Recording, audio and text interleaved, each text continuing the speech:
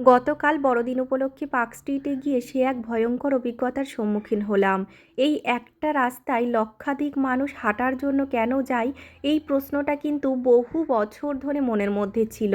মানে যখন থেকে জানতে শিখেছি যে বড়দিন উপলক্ষে মানুষ পার্ক স্ট্রিটে যায়, তখন থেকেই জানার একটা কৌতূহল ছিল কেন যায়। আর এখানে তো চেনা পরিচিত তেমন কেউ নেই যার সঙ্গে আমি সোনাইকে নিয়ে যেতে পারবো। তো কোইন্সিডেন্টলি বরের ছুটিটা কিন্তু 25শে ডিসেম্বরই পড়লো, যার জন্য কিন্তু আমরা বেরিয়েও পড়লাম পার্ক স্ট্রিটের উদ্দেশ্যে। জানি এই রকম ভিড় হয়, সোনাইকে নিয়ে যাব, সঙ্গে একটা বাচ্চা, সেজন্য কিন্তু আমরা বিকাল বিকালই বেরিয়েছিলাম।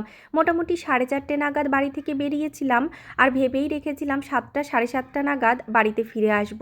পার্ক স্ট্রিট মেট্রো স্টেশন থেকে নেমেই মাদার টেরেসা সরণিতে যেই পা ফেললাম, দেখলাম এই রকম লক্ষাধিক মানুষ এই রাস্তাটাই হেঁটে যাচ্ছে। চারিদিকে শয়ে শয়ে লাইটিং, লক্ষাধিক মানুষের ভিড়, সবার মধ্যে হেঁটে যাওয়ার যে এক অদ্ভুত অনুভূতি, সত্যিই ভাষায় প্রকাশ করার নয়। তবে সময় যত গড়াচ্ছে ভিড় কিন্তু পুলিশের আয়ত্তের বাইরে চলে যাচ্ছে।